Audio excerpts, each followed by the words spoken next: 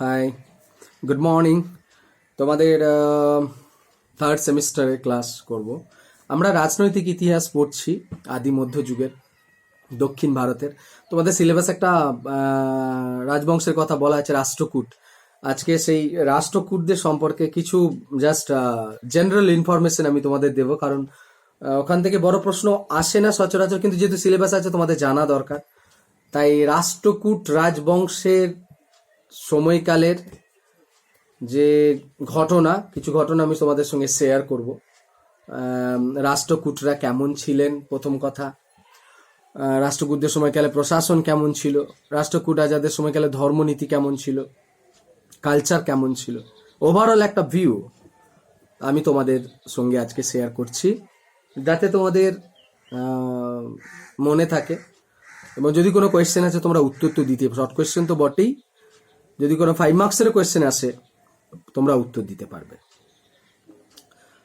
तो राष्ट्रकूट के बारे में आज हम लोग डिस्कस करने वाले हैं, तो शुरू करा যাক। আচ্ছা, রাষ্ট্রকূট রাজাদের যে সময়কালের কথা বলা হচ্ছে, যে রাষ্ট্রকূট রাজারা, আচ্ছা কোথায় কোথায় এই রাষ্ট্রকূটরা ছিল? আমাদের বর্তমান কর্ণাটক, আমরা যদি ঐতিহাসিক দৃষ্টিভঙ্গি দেখি, আমি সরাসরি বলছি, বর্তমান কর্ণাটক রাজ্য, মানে মহারাষ্ট্রের কিছুটা পার্ট, এই অঞ্চলটা জুড়ে অষ্টম শতাব্দীতে চালুক্য রাজাদের পতনের পর ওইখানটাতে রাষ্ট্রকূট রাজবংশের উত্থান ঘটেছিল।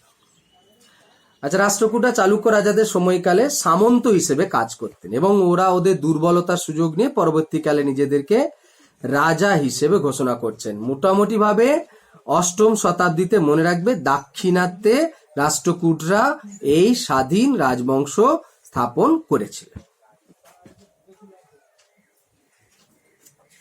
রাষ্ট্রকূট রাজাদের যে আগেকার পরিচয় বলা হয়, একটা উদাহরণ আছে যে মানে নবম শতাব্দী রাষ্ট্রকূটদের একটা ইনস্ক্রিপশন পাওয়া গিয়েছে, সেখানে তাদের বলা হচ্ছে যে মহাভারতে যদু বংশের বীর সাত্যকীর নাকি তারা বংশধর। যদিও এটা নিয়ে বিতর্ক আছে, এবং কারণ তারা আবার অনেকে বলছেন যে রাষ্ট্রকূট তৃতীয় গোবিন্দকে তারা নাকি বলছেন, সে নাকি কৃষ্ণের সঙ্গে তুলনা করছেন, ভগবানের কৃষ্ণের সঙ্গে। তো এই ব্যাপারগুলো মহাভারতের সঙ্গে কানেকশন করা হয়েছে। যাই হোক, আমরা ওই ওই ওই ব্যাপারটাতে ঢুকবো না, প্রথম রাজাকে দেখব। দন্দি দুর্গ, আমি তোমাদের প্রথমে রাজাগুলোর কথা বলি। দন্দি দুর্গ প্রথম রাজা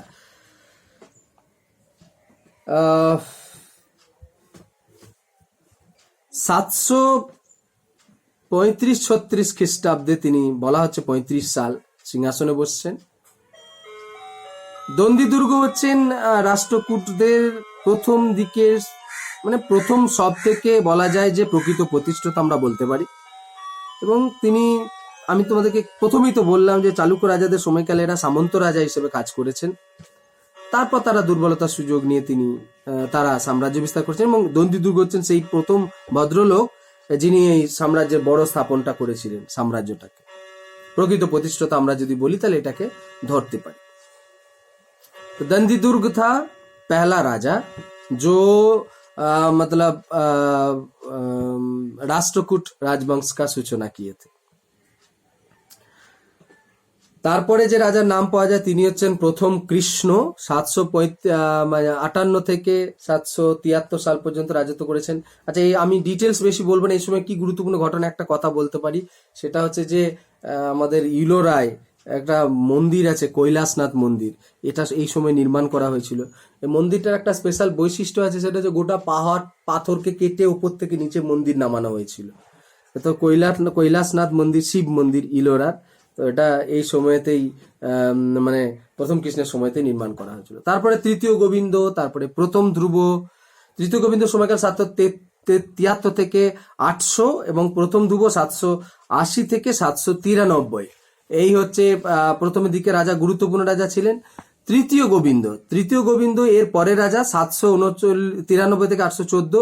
আচ্ছা, এই তৃতীয় গোবিন্দের নাম তোমাদের ত্রিশক্তি সংগ্রাম পড়ার সময় পড়েছ, কারণ ইনি সেই নাগভট্টকে পরাজিত করেছিলেন, অর্থাৎ ওই যে প্রতিহার রাজ।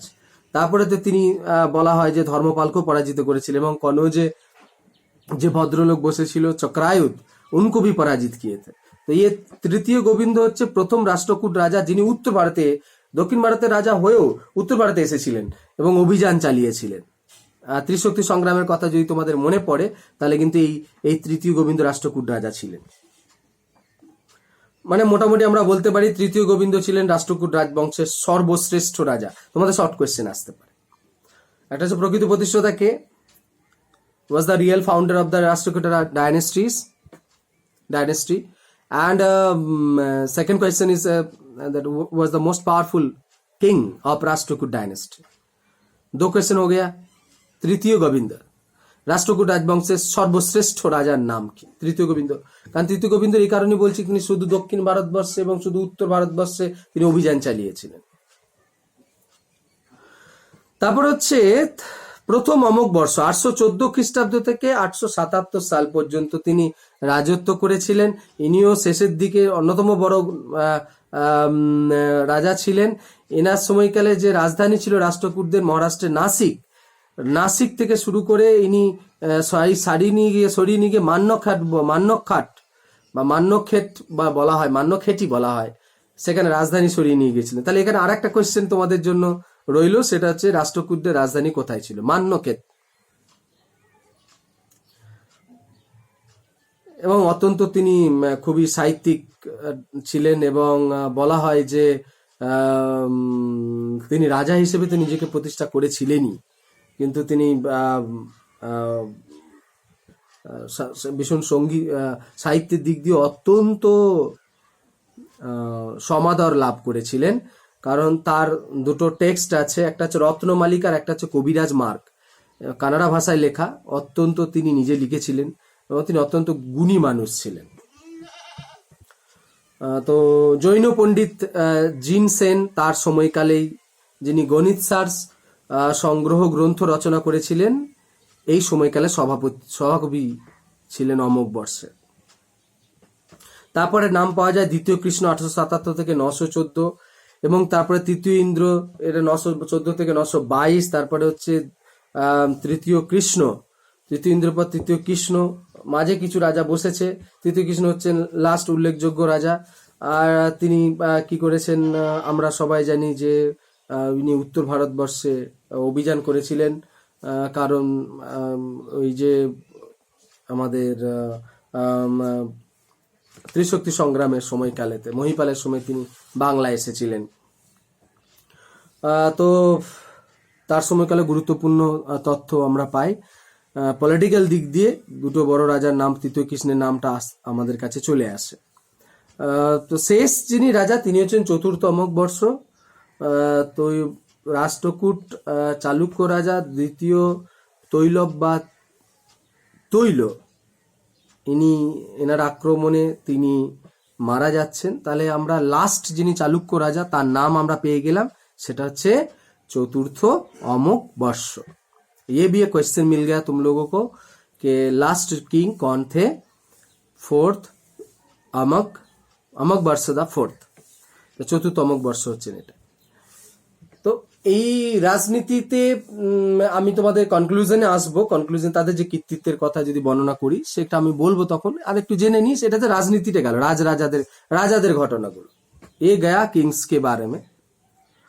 এবার আসবো আমরা প্রশাসন ব্যবস্থা কেমন ছিল রাষ্ট্রকূটদের সময়কাল, রাজা এবং রাজার ক্ষমতা কেমন ছিল। স্বাভাবিকভাবে অন্যান্য রাজবংশের মতো রাষ্ট্রকূট রাজাদের প্রশাসনে রাজারাই ছিলেন সর্বোচ্চ ক্ষমতার অধিকারী, এবং রাজা অত্যন্ত সাড়ম্বরের সঙ্গে রাজদরবারে ঢুকতেন, এবং তিনি পরমেশ্বর, পরম ভট্টারক, মহারাজাধিরাজ এসব উপাধিও নিয়েছেন। প্রত্যেকটা রাজারাই নিয়েছেন। এগুলোর মাধ্যমে কি জনগণের উপর প্রভুত্ব বিস্তার, जिसको हम लोग बोलते हैं जो इन सब टाइटल लेने से यही मतलब होता है कि वो जनगण के सामने अपने आप को उस लेवल में भगवान के रूप में रिप्रेजेंट कर रहा है। परम भट्टारक, महाराजाधिराज, राजाओं के राजा ऐसे बोल रहे हैं कि अपने आप की उपाधि ले रहे हैं। প্রশাসন ব্যবস্থা কেমন ছিল, রাজার ব্যাপারটা তাহলে জানতে পেরে গেলাম। প্রশাসন ব্যবস্থা কেমন ছিল? মূলত রাজার যে নিয়ম, সেটা বড় ছেলেই রাজা হতেন পরবর্তীকালে, তবে কিছু কিছু ক্ষেত্রে ছোট ছেলে রাজার ঘটনাও কিন্তু আছে। তো পিতার যদি রাজা থাকতেন তাহলে প্রদেশগুলোতে বেশিরভাগ সময় পুত্রদেরই দায়িত্ব দেওয়া থাকতো, যেটাকে রাষ্ট্র নাম দেওয়া হচ্ছে রাষ্ট্রকূটদের সময়কালে। আমি আসছি। তো যুবরাজ এই পোস্টটার নাম ছিল, আমরা সব অলরেডি শুনেছি এই কথা। এবং রাজ পরিবারের অন্যান্য লোকেরা প্রাদেশিক শাসনকর্তার দায়িত্ব তারা পেতেন। তবে রাষ্ট্রকূটদের সময়কালে একজন মহিলার নাম পাওয়া যায় যিনি শাসনকর্তা হিসেবে কাজ করেছেন। এটা একটি কিন্তু খুব ভাইটাল। ভারতবর্ষের ইতিহাসে মেয়েদের নেতৃত্ব দেওয়ার ঘটনা কিন্তু খুব একটা পাওয়া যায় না। সেটা হচ্ছে রাজা প্রথম অমোঘবর্ষের কন্যা চন্দ্র বেলব্বা 837 খ্রিস্টাব্দে রায়চুর দোয়াব, মানে তুঙ্গভদ্রা গোদাবরী নদীর তীরবর্তী অঞ্চলে যে রায়চুর দোয়াব, ওই অঞ্চলে তিনি শাসন কার্য পরিচালনার দায়িত্বে নিযুক্ত হয়েছিলেন অমোঘবর্ষের সময়কালে। তো এটা কিন্তু ইতিহাসের অত্যন্ত একটা গুরুত্বপূর্ণ ঘটনা। আমরা কিন্তু একটা নারীর নাম পাচ্ছি যিনি কিন্তু শাসক হয়েছিলেন। এটা খুবই ভাইটাল জিনিস।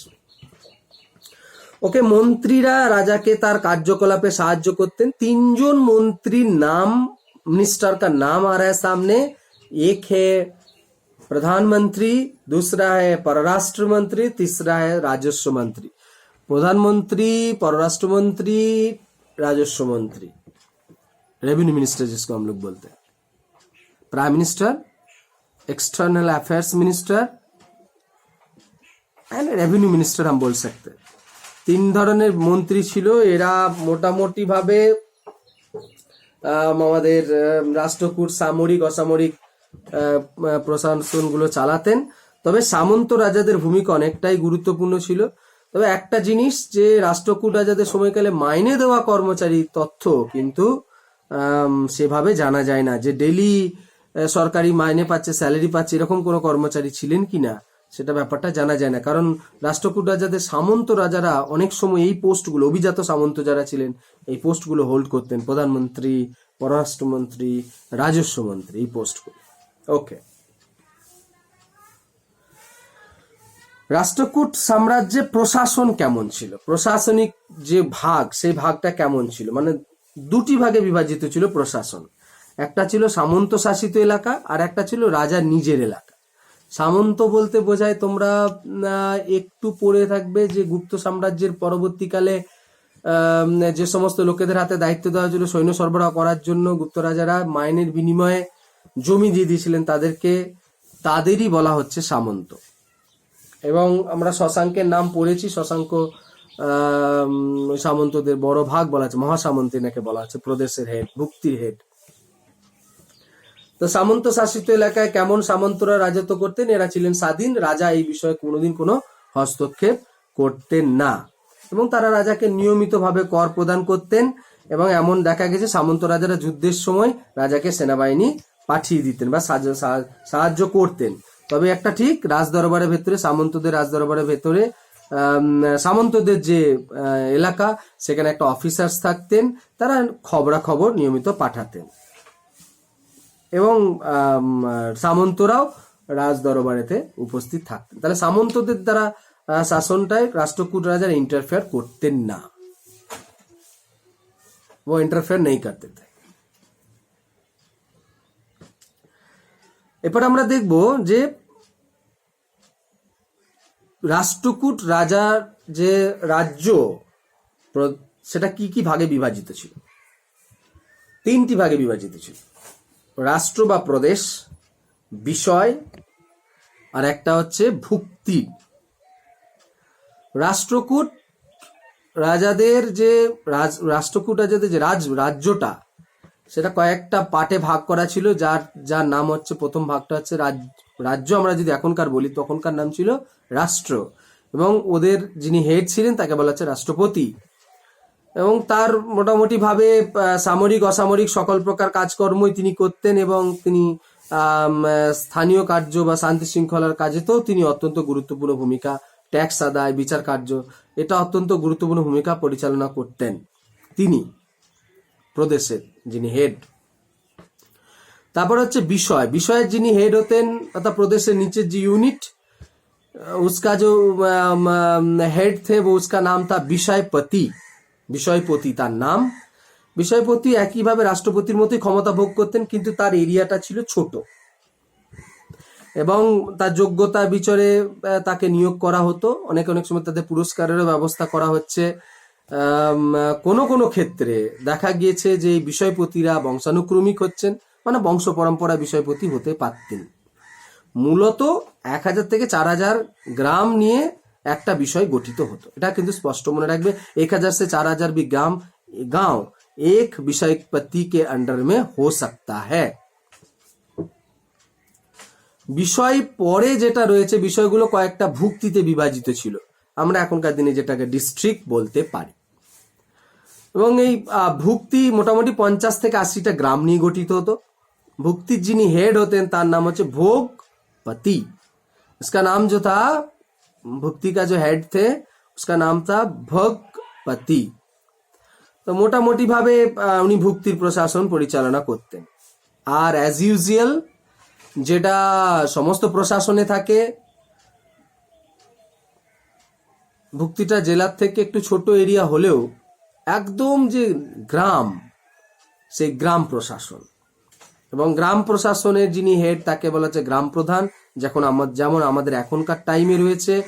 এবং গ্রাম প্রধানের বেশিরভাগ পোস্টগুলো বংশানুক্রমিক ছিল এবং গ্রামের তিনি শান্তি শৃঙ্খলা বজায় রাখতেন। একটা গ্রামেতে লাঠিয়াল বাহিনী তিনি রাখতেন, গ্রাম প্রধানের আন্ডারে সেটা থাকতো, এবং তিনি গ্রামে রাজস্ব আদায় করতেন এবং সরকারি নানান সরকারি অফিসে তিনি জমা করতেন। এবং এই গ্রাম প্রধানেরই দায়িত্ব ছিল গ্রামের যে স্বাভাবিক যে উন্নয়ন, রাস্তাঘাট, স্কুল, মন্দির সংস্কার, সমস্ত বিষয়গুলো তিনি বিবাদের মীমাংসা করায়, সমস্ত বিষয়গুলোকে তিনি কিন্তু দেখাশোনা করতেন। অর্থাৎ কে? গ্রাম। যেমন ভাবে আমাদের যে গ্রাম কমিটি আছে, সেরকম ভাবে রাষ্ট্রকূট রাজাদের সময়কালে তো ওই গ্রাম যে প্রধান বা গ্রাম যে কমিটি নেতা তিনি করতেন। এবং এরপর আমরা দেখব ট্যাক্স, কর ব্যবস্থা কেমন ছিল। রাষ্ট্রকূট রাজাদের যে ইনস্ক্রিপশন পাওয়া গিয়েছে তাতে করে বলা হয়েছে যে 1/4 ভাগ কর নাকি তারা আদায় করতেন। এবং এছাড়া ভোগ, মানে ভোগ যে ট্যাক্সটা আদায় করা হতো তাকে বলা হচ্ছে भोगक। टैक्स 1/4 था, उस टैक्स का नाम था भोगक, BHOGAK। এছাড়া वाटर टैक्स, এছাড়া ছিল फार्मिंग टैक्स, মানে ওই যে फल के ऊपर भी अलग तरह का टैक्स लगाया जाता था। একটা হচ্ছে জলকর আর একটা হচ্ছে ফলকর নেওয়া হতো।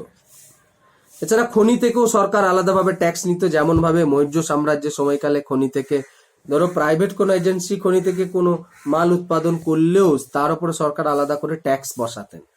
এটা কৌটিল্যের अर्थशास्त्र बोला है, वहां पर ऐसे बोला गया है कि अगर किसी जगह में खनन हो रहा है, वहां से कुछ भी प्रोडक्ट्स उत्पादन हो रहा है, उसके ऊपर गवर्नमेंट का टैक्स बनता है, तो गवर्नमेंट का टैक्स इश्यू कर सकते वहां पर।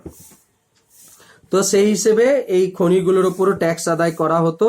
তবে এই কথা ঠিক যে দুর্ভিক্ষের সময়তে কৃষির রাজা কর মুকুবের ব্যবস্থা করেছিলেন এবং সেটা সেখানে ছিল, এবং সরকারিভাবে সেচের ব্যবস্থা থাকতো। যেহেতু জলকর দেওয়া হচ্ছে তাই সেচের ব্যবস্থা থাকতো যাতে জমিগুলোতে জল পৌঁছে দেওয়া যায়। এবং দেশ গ্রামুক্ত নামক এক ধরনের কর্মচারী ছিলেন যারা গ্রাম এই যে ট্যাক্স আদায় করার জন্য নিযুক্ত হতেন। তার নাম হচ্ছে देश ग्रामुक्त। ये है टैक्स कलेक्टर, जो ऑफिसर्स थे गांव लेवल में, ये टैक्स कलेक्ट करके मतलब ये गांव लेवल में, मतलब ये टैक्स कलेक्टर हम बोल सकते हैं, गवर्नमेंट ऑफिशियल देश ग्रामुक्त। আর একটা কোশ্চেন তোমাদের পেলে যে রাষ্ট্রকূট রাজাদের সময়কালে যারা ট্যাক্স আদায় করতেন তাদেরকে কি বলা হতো? দেশ গ্রামুক্ত। সামরিক বাহিনীটা একবার জাস্ট প্রশাসনের গুরুত্বপূর্ণ পার্ট দেখে নি। মূলত বলা হয় 5 লক্ষের মতো তাদের সেনা ছিল রাষ্ট্রকূট রাজাদের, এবং বেশিরভাগটা একটা রাজধানী মান্যক্ষেত্রে একটা পার্ট থাকতো, আর উত্তরে থাকতো একটা, দক্ষিণে থাকতো একটা। 3 ধরনের মানে ভাগ করা ছিল 5 লাখ সেনাবাহিনীটাকে। মূলত পদাতিক অশ্বারোহী সেনাবাহিনী বেশি ছিল। এছাড়া আর এক ধরনের সেনাবাহিনী যেটা হতো, কিছুক্ষণ আগে আমি তোমাদের বলেছি যে সামন্ত রাজারা, আমি তোমাদের বলছিলাম যে গুপ্ত রাজাদের শেষের দিকে রাজারা মাইনে দিতে পারছিল না সেনাবাহিনীর। এই জন্য তারা কি করেছিলেন, এক ধরনের অফিসিয়াল যারা গভর্নমেন্ট অফিসিয়াল ছিলেন তাদের দায়িত্ব দিয়ে দিয়েছিলেন ওই এলাকার জমি তোমরা নাও, ওই এলাকার জমি থেকে যা প্রোডাকশন হবে সেই প্রোডাকশনটা থেকে তুমি একদল সৈন্য তৈরি করো, সৈন্যকে প্রতিপালন করো, সেই সৈন্যটা আমাকে যুদ্ধের সময় তুমি সাহায্য করবে এবং এর বিনিময়ে তুমি ওই এলাকা নিচ্ছ। এটাকে বলা হচ্ছে সামন্ত প্রভু, ফিউডালিজম স্ট্রাকচার ইয়ে হ্যাঁ। তো পদাতিক আর অশ্বারোহিত ছিল সেনাবাহিনী, তার সঙ্গে সঙ্গে সামন্তরাও, ওটা রাজা নিজস্ব বাহিনী, সামন্তরাও সেনা দিয়ে রাজাকে হেল্প করতেন। তাহলে এই হচ্ছে প্রশাসনের বিভিন্ন দিক। এবার আমরা দেখবো ইম্পর্টেন্সটা কি, ভারতবর্ষের ইতিহাসে রাষ্ট্রকূটদের যে শাসনকাল থেকে শুরু করে প্রশাসন, তার যে ইম্পর্টেন্সটা একটু ছোট্ট করে দেখে নি, তাহলে বুঝতে পারবে তোমরা যে রাষ্ট্রকূট রাজাদের গুরুত্ব ভারতবর্ষের ইতিহাসে কিছু গুরুত্বপূর্ণ ভূমিকা রয়েছে। সেগুলো কি কি জাস্ট আমি বলে নি। একটা হচ্ছে যে রাজনৈতিক গুরুত্ব রয়েছে। কিরকম না, রাজনৈতিক গুরুত্ব হচ্ছে এটাই যে তারা 2 শতাব্দী ধরে, 200 বছর ধরে রাজত্ব করেছেন, প্রায় 735 থেকে প্রায় 940, 45, আমি তো 40 বললাম, 44। তো এই সময় পর্যন্ত তারা মানে শেষ যে রাষ্ট্রকূট রাজা 973 সালের কথা বলা আছে, তার মানে 200 বছরেরও বেশি, কাছাকাছি, কিছুটা বেশি, মানে 4তম বর্ষ যখন বসছেন, পরাজিত হচ্ছেন তৈলর হাতে, চালুক্যর আছে। তো রাজনৈতিক দিক দিয়ে ভারতবর্ষের ইতিহাসে রাষ্ট্রকূট রাজাদের গুরুত্ব এটাই যে ধ্রুব, তৃতীয় গোবিন্দ, তৃতীয় ইন্দ্র, অমোঘ বর্ষ, এই সমস্ত শক্তিশালী রাজারা রাষ্ট্রকূট রাজাদের রাজবংশের রাজা।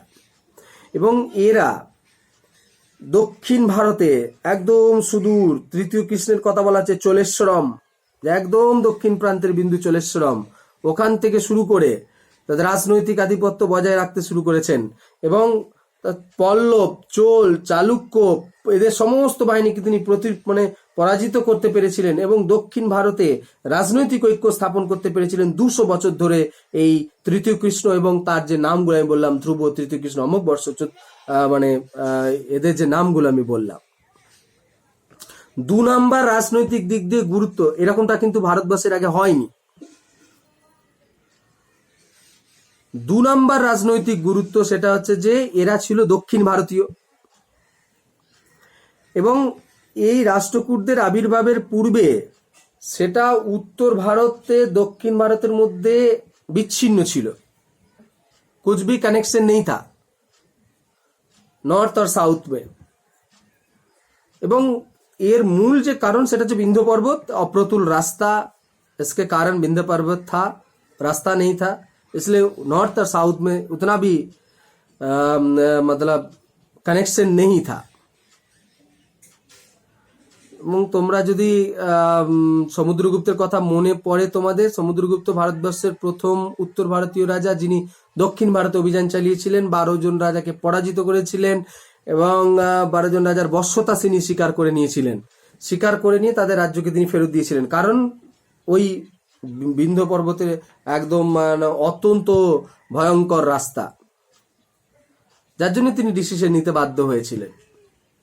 কিন্তু রাষ্ট্রকূট রাজারাই প্রথম দক্ষিণ ভারতীয় রাজা যারা উত্তর ভারতে এসেছিলেন। কনৌজকে, মহোদয়শ্রী কনৌজকে দখল করেছিলেন, বাংলা রাজাকে পরাজিত করেছিলেন।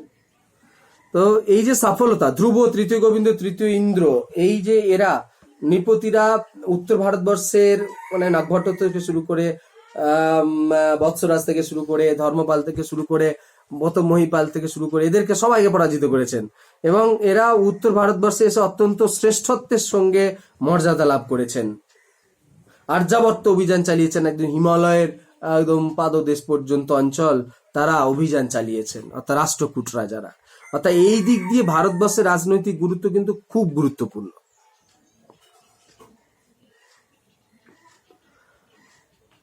3 নাম্বার হচ্ছে রাজনৈতিক দিক দিয়ে আর একটা গুরুত্বপূর্ণ যে স্বায়ত্তশাসন, চোল রাজাদের মতো না হলেও এরা একটা স্টেবল প্রশাসন ব্যবস্থা দিতে পেরেছিলেন এবং সেটা 200 বছর টিকে ছিল। এটা আর একটা বড় কৃতিত্ব। খুব ছোট করে তাদের ধর্মীয় কৃতিত্বের কথা বলবো যে রাষ্ট্রকূট রাজারা নিজেরা হয়তো ব্রাহ্মণ ছিলেন, কিন্তু এই সময়কালেতে জৈন, হিন্দু, জৈন, বৌদ্ধ এবং মুসলমান, ইসলাম ধর্মের বিস্তার ঘটেছিল এই সময়তে।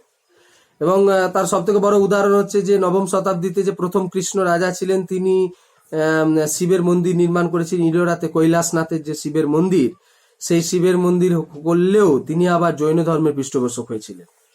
অর্থাৎ তিনি ব্যক্তিগত শিবের উপাসক ছিলেন, তারপর জৈন ধর্মের পৃষ্ঠপোষক করছেন। এবং অমোঘ বর্ষের নাম পাওয়া যায়। অমোঘ বর্ষ নিজে জৈন ধর্ম গ্রহণ করলেও হিন্দু দেবী মহালক্ষ্মী নিষ্ঠাবান উপাসক ছিলেন। মহালক্ষ্মী কাবি পূজা ও করতে थे।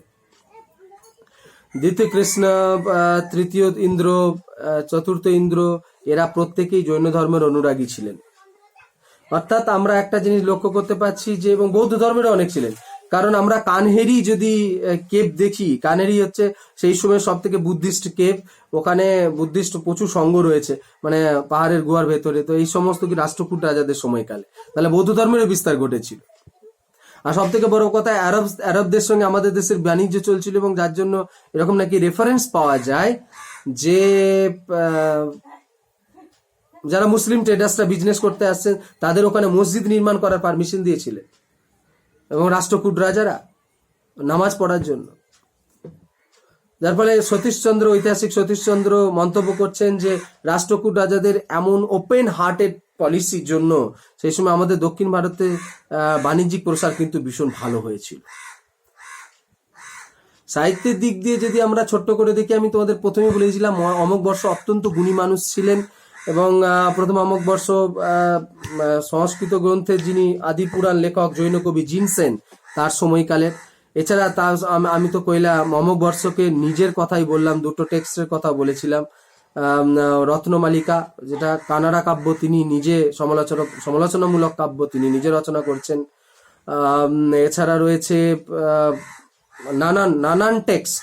আমি তোমাদের নামের লিস্ট একটু বলে নিচ্ছি। সেটা হচ্ছে যে নেমি পুরাণ টেক্সট, তোমাদের বই যারা যারা বাংলা বই আছে ওখানে খুব লম্বা লিস্ট পাবে, দেখে নেবে, কারণ শর্ট কোয়েশ্চেনের জন্য খুব কাজে লাগবে এইখানটা। এবং কবিরাজ মার্গ, আমি কিছুক্ষণ আগেই বলেছি অমোঘ বর্ষ নিজে রচনা করেছিলেন। হলায়ুদের কবি রহস্য এই সময়েরই রচনা, রাষ্ট্রকূট রাজাদের সময়কালে। নলচম্পু বলে একটি টেক্সট রচিত হয়েছিল, সেটা ত্রিবিক্রম খ্রিস্টীয় দশম শতাব্দীতে রচনা করেছিলেন, সেটা এই রাষ্ট্রকূট রাজাদেরই সময়কালের। অর্থাৎ এবং যেটা বলা হচ্ছে যে এই রাষ্ট্রকূট রাজাদের প্রায় প্রত্যেকেই শিক্ষিত ছিলেন। এবং আমরা কর্ণাটক অঞ্চলের কথা যেহেতু বলছি, তাই কন্নড় ভাষার ডেভেলপমেন্ট, কন্নড় আজকের দিনে যে কন্নড় ভাষার যে ডেভেলপমেন্ট, সেটা কিন্তু রাষ্ট্রকূট রাজাদের সময়কালে বেশি প্রভাব পড়েছিল। সাহিত্যগুলো কন্নড় ভাষাতে রচিত হচ্ছিল সেই সময়। আর শিল্পকলার দিক দিয়ে যদি আমরা দেখি, সেটা হচ্ছে মঠ নির্মাণ হয়েছে, বৌদ্ধ মঠ বললাম কানহেরিতে। আচ্ছা, ইলোরাতে যে বড় মন্দিরের কথাবার্তা বললাম, কৈলাসনাথ মন্দির প্রথম কৃষ্ণের সময়কালে অত্যন্ত গুরুত্বপূর্ণ মন্দির, এবং খুব সুন্দর সুন্দর স্কাল্পচার রয়েছে মন্দিরের গায়ে। এটা সব থেকে বড় ব্যাপার হচ্ছে যে গোটা পাহাড়টাকে কেটে মন্দির বানানো হয়েছে, একটাই পাহাড় মন্দির বানিয়ে দেওয়া হয়েছে, ওপর থেকে কাটতে কাটতে নিচে নামানো হয়েছে। এবং ভারতবর্ষে এটা একমাত্র মন্দির যে এরকম স্টাইলে বানানো রয়েছে। Finest examples of rock cut temple. এবং অজন্তার যে কেভ রয়েছে, সেখানেও কিছু রাষ্ট্রকূটদের অবদান রয়েছে।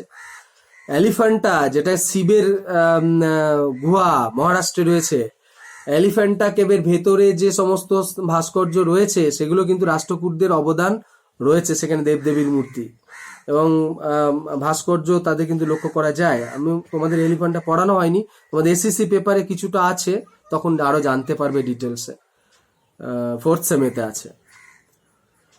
তো ওভারঅল কনক্লুশনে আমরা এটাই বলবো যে রাষ্ট্রকূট রাজারা রাজত্ব করেছিলেন বর্তমান মহারাষ্ট্রের কিছুটা পার্ট, কর্ণাটক।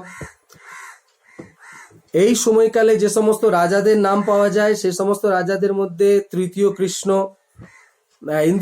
ইন্দ্র, অমোঘ বর্ষ, তো এদের নাম গুরুত্বপূর্ণ রাজাকে আমরা পেয়েছি, যারা শুধু দক্ষিণ ভারত থেকে শুরু করে উত্তর ভারতের হিমালয় পর্যন্ত তারা আধিপত্য স্থাপন করেছিলেন। 2 শতাব্দী জুড়ে তারা রাজত্ব করেছিলেন, এবং শুধু রাজত্ব করা নয়, তারা সুন্দর প্রশাসন আমাদের দেশে উপহার দিয়েছিলেন।